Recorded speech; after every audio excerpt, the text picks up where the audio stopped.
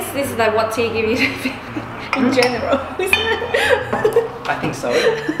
Maybe we've just drunk a lot and now we're starting to feel a little bit giddy. Maybe.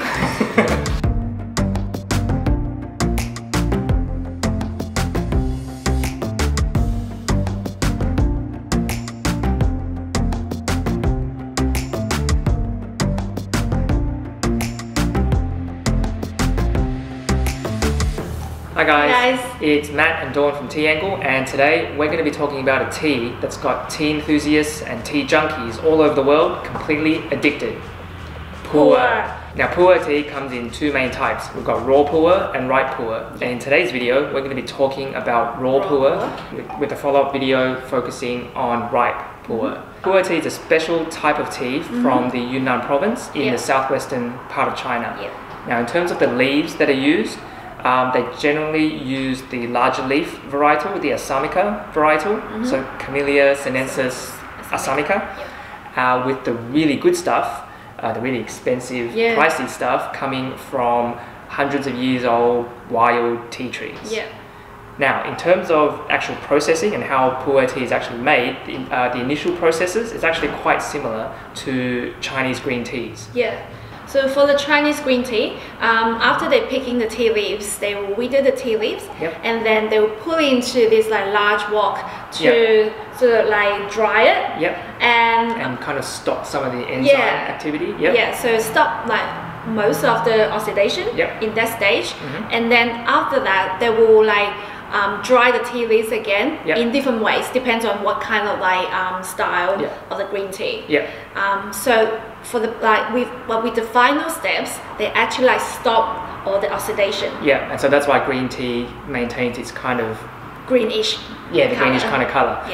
So now with pu'er tea, they do most of that. They, after picking, they still wither the leaves. They kind of dry them in big wok-like devices, but then afterwards, the sort of final drying stage, they kind of lay them out and sun dry them. Okay, and what this does is it still continues to stop. It still does stop the enzyme activity within the leaves, like the oxidation. But it doesn't completely stop it. So there's still a little bit of it going on. And so what happens is that over time, like once once the leaves are kind of complete, over time, it actually ages, and with the flavor profile changing with time as well. And this is one of the key reasons, we think anyway, that these tea enthusiasts and tea junkies love pu'er tea so much. Because it's able to be sort of aged. Flavor develops over time and ages, matures, and it changes. So that's part of the exciting part of pu'er. That's part of the exciting thing about pu'er tea. And so when the tea reaches kind of this stage, this loose leaf stage, this is when in most cases vendors come in, tea merchants come in to the producers, they taste the tea, they sort of taste a whole bunch of different ones, pick the ones that they like, and then the ones that they like, they say, okay, I want that batch of tea. What generally happens next is that these loose leaf sort of pu'er tea leaves, like mao cha. It's called mao cha, and they basically get then compressed into tea cakes. So they will steam them first and then press into a tea cake. And then once that tea cake's been pressed, and then once it's all dried and pressed and everything, then generally that's the stage when they get sold, and you can either drink it straight away, or like many tea enthusiasts, put some away for storage and for aging. This is Icebreaker, which is our first raw pu'er tea cake, and we are super excited about this tea cake, this raw pu'er here. So the leaves that this one's made from, it's the leaves is from Huazhu Liangzi. Huazhu Liangzi is actually the mountain peak of Xishuang Bana in Yunnan. So the altitude was quite high, like it's above like 2,000 meters. The tea leaves are not that old, like I'm not talking about hundreds of years old, it's not gushu or anything, but it's like quite exciting kind of tea. So the leaves where it's from, mountain peaks, like the highest one of the highest in the region. In Xishuang Bana. So super excited. Took us a while to get this, but what we're going to do now is we're going to brew some up and tell you guys all about it.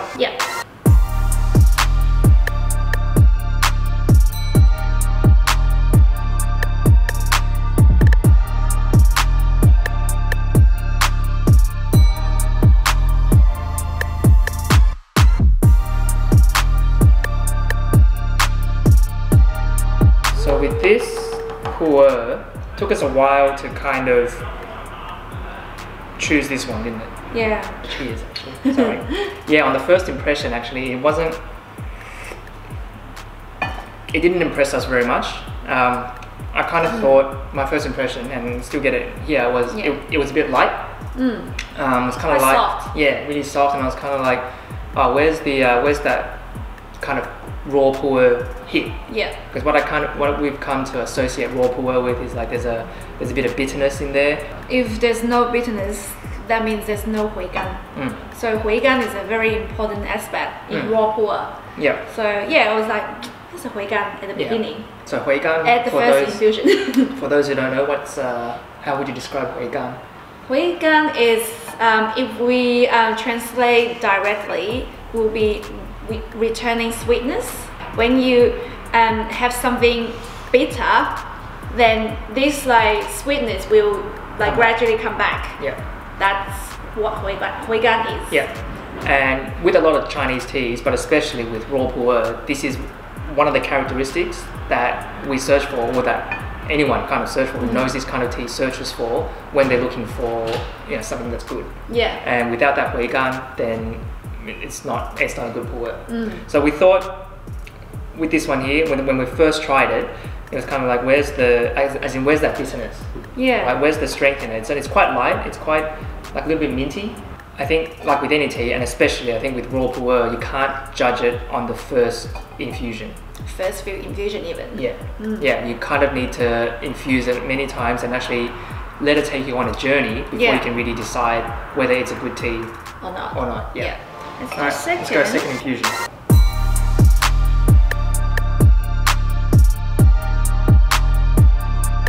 Let's see what this one tastes like as the second infusion. Plum! That's all I can smell. Yeah.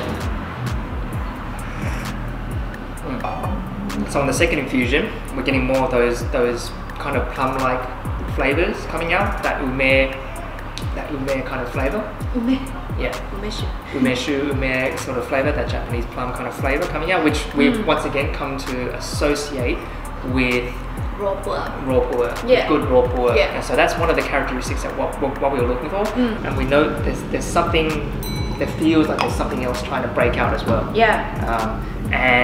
But the thing is, the texture of this tea is quite smooth. Yeah, that's what I like it. Yeah, it's not thin. It's got quite a nice thickish kind of mouthfeel. Like not super thick, but a decent enough kind of mouthfeel that gives you a kind of basically a satisfying sip every time. Yeah, it doesn't dry your mouth at all. Yeah.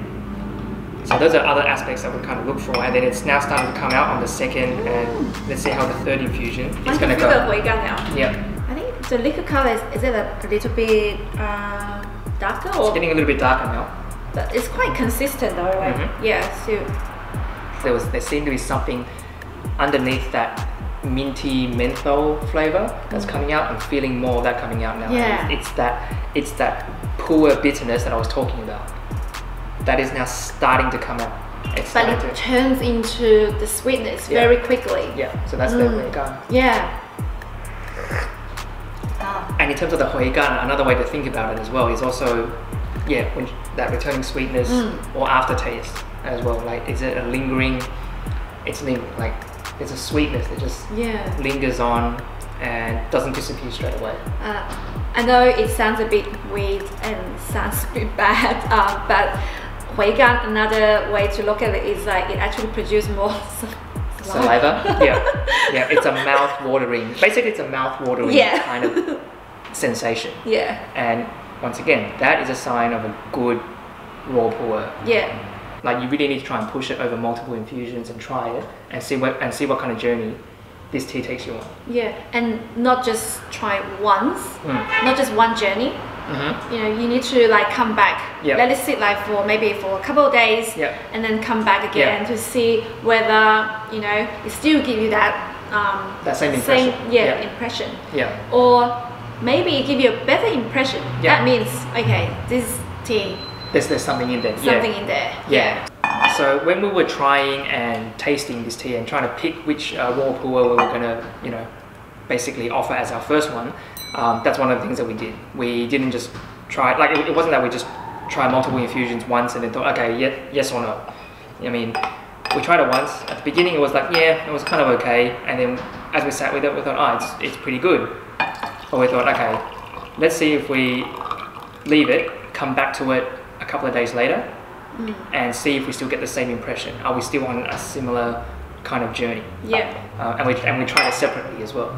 So we're not trying to influence each other. I'm not saying, hey, this is really, really good, and then she's, you know, the one gets something in her mind, or she's saying, oh, it's really good, and then, you know, getting in my mind as well. I think we nearly finished the sample that they sent us. Yeah. Because there's a bag of sample. I think we only have like maybe just the last 5 grams left or something. Yeah. Yeah. I think they sent us like 100 grams. Yeah. For the sample. Then we finished. Like just the sample, just try like the tea. Yeah. That's how many times we kind of had to try it. There are 13 samples. I think. Yeah. They sent us like 13 samples from different mountains and different areas. We really like this one. But now, fourth infusion, we're into the ocean. Yep. Ice has broken through and we're diving right in, going into the depths now. Yeah. That bitterness is there. But, you know, Dawn, who doesn't like bitterness, I'm liking it now. This one here, it's a different type of bitterness. You know? Yeah, like different type, definitely. Yeah. I've been drinking white pu'er since I was a kid, for the past, I don't know how many decades. And then it's around like 10 years ago when we started to had the idea of like doing tea business, and then we started doing all the research, you know, learn everything that we can about tea. And then we found out, oh, there's a raw pu'er. I'm like, hang on a minute, what is this? What's this raw business? And then I realized, the more I learned about it, and the more that I realized, oh my god, I've been tricked for the past I don't know how many years. Pu'er is like that, but then the original one is actually like this. And it's completely different. Different flavors. Yeah. You would not think that they were part of the same family of teas or from the same. It's completely different. Yeah. So yeah, and then I was just like, okay, I need to find out what the original one like. So what about the 5th infusion? Yeah. 5th. It's getting stronger now. Diving deeper.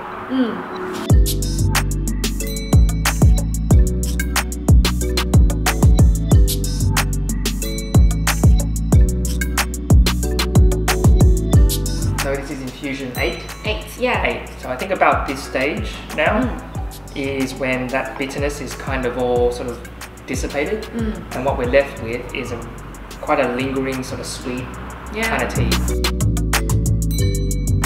We're getting this really nice kind of sweetness. It really hits you. The sweetness kind of hits you in the back of the back of the tongue, right here. Yeah. 10. Infusion 10. This time pushed it a little bit longer, just a little bit. A few seconds longer. Oh, it's getting sweeter actually. It is quite sweet. I really like it. Like you can drink all the previous infusion. Yeah. And then I'll start. You start from 10. So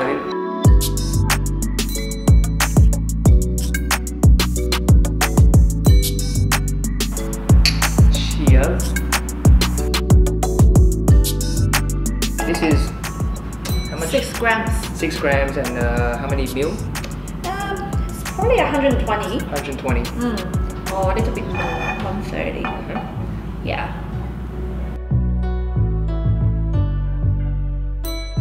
It's not just the flavor, you know, that you're tasting. Okay, this tastes fruity, floral, plum, wildflowers, or whatever. Like, it's not just that you're looking at. You're really looking for the taste, that how it makes you feel, basically. And not just like you look at texture, aftertaste, and all that, but then there's also this kind of, I don't know how to say, warming kind of sensation that you get. Right? And if you still get that, and you know, we're still getting that with this. Like, it's not just because we're drinking a hot tea, because if we drink hot water, right, so it's not going to feel the same, right? Like, it gives you like this like very lifting kind of calming, uplifting. Yes, uplifting, but calming as well. Yeah. Like, it's not like I'm about to like I can leap up and I'm all of a sudden gonna you know, run a marathon or anything. I guess this is like what tea gives you in general, isn't it? I think so. Maybe we've just drunk a lot and now we're starting to feel a little bit giddy. Maybe. Pretty confident this is going to be the last one, if there's anything left.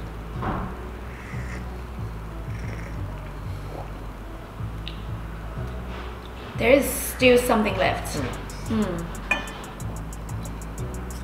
But it's probably at the end now. Yeah, I can see it's probably reached the end. I think it's reached the end. Yeah. There's a little bit. It's still got a little bit of that like that sweetness still left. We've reached the limit on this one. That's infusion 15. 15. It's not bad, which is, you know, really damn good. 6 gram tea, give you 15 infusion, what, like more than a liter of tea, more than like 1.5 liter. Yep. Yeah. That can last, you know. That can last for quite a bit. We went quite hard on this tea here. But yeah, as I said, raw pu'er is the type of tea that keeps on giving. Not just in terms of how many infusions you can get, but also in terms of aging as well, right? And being able to sort of store it, and then, you know, breaking it out again a year later, 2, 3, 5, 10 years later. Yeah, and then if you put it in different places and you got like different results. Yep. Yeah. The storage conditions is going to potentially affect like the flavor as well. So I mean, these are all part of the reasons why I think tea enthusiasts all over the world are kind of obsessed and like to experiment with raw pu'er. And I think with Icebreaker we're gonna probably do some of the, you know, experiments. Yeah, do some experiments as well. Yeah. Okay, so after 15 infusions of Icebreaker, that is now the end of our video today. If you enjoyed it, please hit that like button and subscribe to our channel if you haven't already. Hit the little bell as well if you want to be notified of any new videos that we post up. Yep. And we will see you guys in the next video, when we talk about ripe pu'er. See you guys. See you.